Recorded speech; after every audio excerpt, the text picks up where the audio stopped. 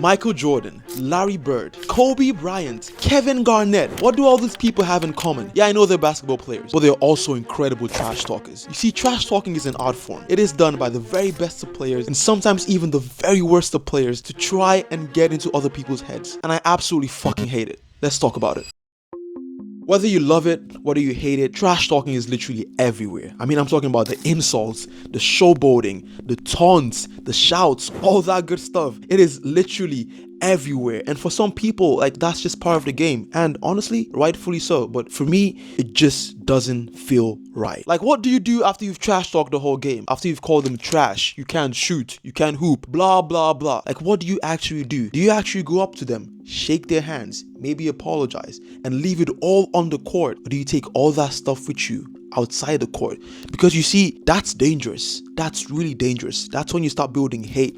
That's when you start building resentment. And guess what? They live rent-free in your head for a long time because you didn't leave all that trash talking and all that shit on the court. And that's a big problem. Now, you see, honestly, I get it. Honestly, I really do get it. Trash talking is easy. It is cheap. It is the fastest way to get into your opponent's head. Honestly, I get it. But I feel like sportsmanship, true sportsmanship, is based on you breaking down your opponents mentally and physically with your skill, your talent, your passion, your drive, your abilities, your ambition, and your work ethic. Not by you saying, oh my god, you're trash, you can't shoot, blah blah blah, all these little tiny stuff on his head.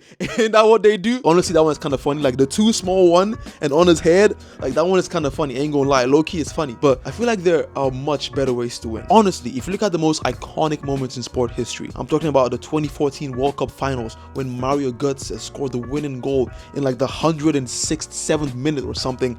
Or if you look at 2016 when Kyrie hit a clutch 3 against the Golden State Warriors, or even the king of trash talking himself, Michael Jordan, hitting the winning shot in the 1998 NBA Finals for the Bulls. All these iconic moments, even Kobe Bryant's last 3 minutes as a Laker. Like, bruv, I'm getting literal chills right now. Iconic moments and not one trash talking moments inside. My question to you is, what do you want to be remembered for? Do you want to be a trash talker, or do you actually want to be a winner?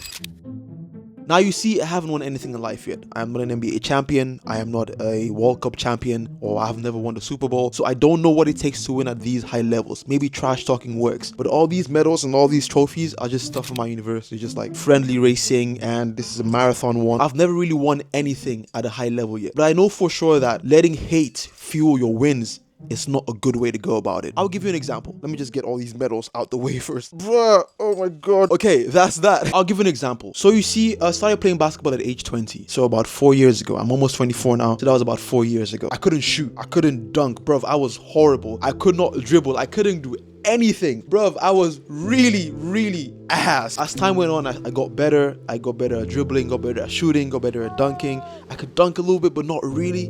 But I was getting better at basketball, right? So one day I was playing a 5v5 with some much better basketball players than me at that point in time. I was going for a dunk. I had a free lane, and I thought to myself, like, yo, you're gonna slam this thing with perfection. You're gonna slam it in with authority. Pause. Like,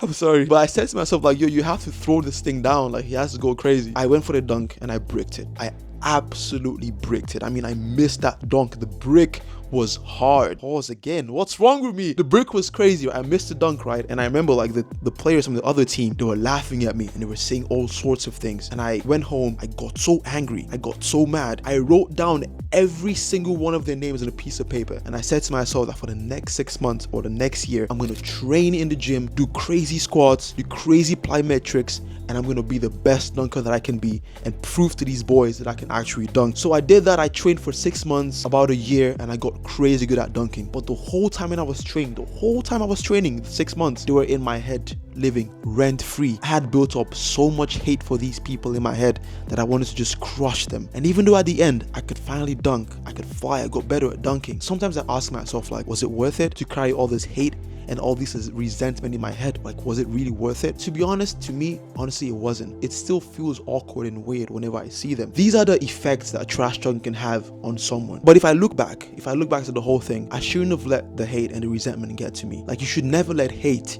fuel your success. You should never let hate fuel your drive, because when you do that, that's when you live rent-free in your head, just living there, and you get all this bad and negative energy, and you're doing it for the wrong reasons. Because whatever you want to do in life, if you want to win, if you want to travel, if you want to build something, you should do it because of you. You should do it because you have a reason to do it. Not because Joe from the 31st Street said you can't shoot, or you can't dribble, or you can't host a podcast, or you can't travel. Do it because you really want to do it. And you see, that's the impact, that's the effect that even a little trash talk could have on someone, because it could just send them to a dark place that honestly I wish no one can go into. And the thing is, you see the crazy effect of trash talking trickling down to the younger generation, to the younger kids coming up. They all want to be like their heroes, like the favorite basketball players, saying, oh, on his head, like too small, like all these stuff. Like, I mean, just watch this video. Like, it is insane how these kids are reacting. I mean, just look at this. Like,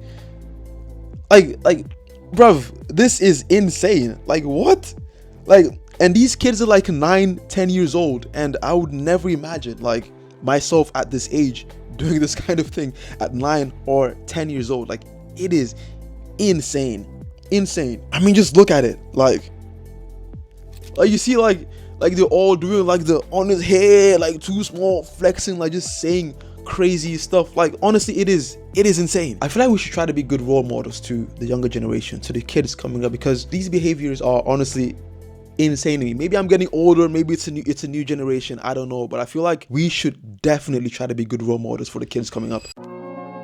In summary, like, trash talking in itself, it's okay. Like, it's okay, but just make sure that after the game, after you've called everyone trash, after you said all the craziest things, like, just shake hands on it, man. Like, just apologize if you have to, and just leave everything on that court. Because if you take it outside the court, that's when it's the most dangerous. You build hate, you build resentment, and it's just not a good way to live life. It's just not a good way to win at all. Now, do I trash talk? Of course I do. Of course I trash talk. Like, whenever I play basketball or football with my boys, with my friends, like, I say the wildest things, but they're my friends. We're all boys, and after the game I always apologize. I'd be like, yo, what I said, I didn't mean it. And we all shake it out like men, like grown men and adults. So just, there was a right place and a right time to do it. You know, just be careful with what you say. Be careful with who you poke.